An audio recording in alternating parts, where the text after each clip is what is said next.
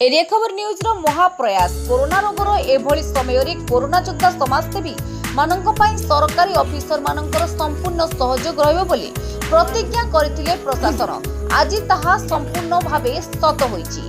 कलाहांडी जिला कलामुंडा ब्लॉक रु प्राय 15 रु 20 किलोमीटर सीसाखाल ग्राम रे जितु साहू घर पिलादिनर दुईटी गोड़ अचल अवस्था पड़ी रही बापा पीतांबर साहू एवं मां पद्मावती साहू कोल से जेमिति बोझ होई जन्म नहीं। दीर्घ 25 वर्ष है से भिन्नक्षम जीवन आज पर्यंत जीउथिले।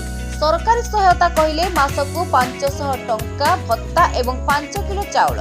सरकार को माळ माळ विकास जाउछि कुआडे एमानंक भातरे तांको नजर पडुनी ना जानी सुनी आखि बंद कर दैछन्ती।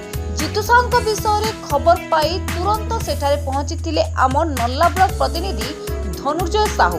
एरिया खबर न्यूज खबर रे प्रसारित हेबा परे आम प्रतिनिधि फोन माध्यम रे तहसीलदार श्रीमती बासंती सेठी, बीडीओ श्रीमती प्रियदर्शिनी मिर्धा, बीएसएसओ श्रीमती सुस्मिता पटेल को जोगाजोग करबा द्वारा कोरोना योद्धा को सामाजिक सुरक्षा विभागर किराणी श्रीजुक्त अजित कुमार साहू सुसम्मानित सहित प्राय 24 घंटा मध्य विकलांगों मुहरे हस फुटाइबा सह पाउथिबा मासिक भत्ता 500 टंकार 700 टंका देबाकु मध्य कहिसंती।